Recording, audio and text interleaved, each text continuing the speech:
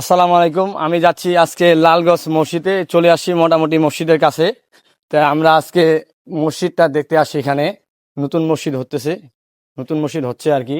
এই যে এটা হলো আগের মসজিদ, এখানে নামাজ পড়ে এই যে লালগঞ্জবাসী। আর মসজিদের যে মানে ফাউন্ডেশন তৈরি হবে সেটা হলো এরকম, এই যে মানে অনেক সুন্দর ডিজাইন, অবশ্যই ভালো লাগতেছে আমাকেও। এরকম মসজিদ যদি হয় অনেক সুন্দর লাগবে আমাদের লালগঞ্জে, যদি এরকম একটা মসজিদ হয়, সুন্দর মসজিদ আর কি। আমি একটা ভিডিওতে বলছিলাম যে প্রথম ফেসবুকের টাকাটা উত্তোলন করলে সেটা আমি মসজিদে দেব, সেটা আমি খাবো না। আলহামদুলিল্লাহ আমি কালকে টাকা তুলছি। আর আজকে আসি আমি লালগঞ্জ মসজিদে। এটা নতুন মসজিদ নির্মাণ হতেছে, সেটা মসজিদের আমরা সরাসরি কথা বলবো। আসসালামু আলাইকুম। ওয়ালাইকুম আসসালাম। ভালো আছেন? হ্যাঁ, আলহামদুলিল্লাহ। এটা কি লালগঞ্জ মসজিদ? জি, লালগঞ্জ জামে মসজিদ। ও, এটা কি কাজ চলতেছে? জি, কাজ শুরু হয়ে গেছে। ও, নিচের পাইলিং এর কাজ হয়েছে। পাইলিং এর কাজ হয়েছে। বেজ ঢালাইও হয়ে গেছে।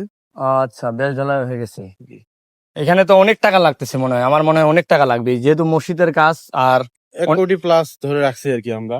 1 কোটি টাকা লাগবে? প্লাস।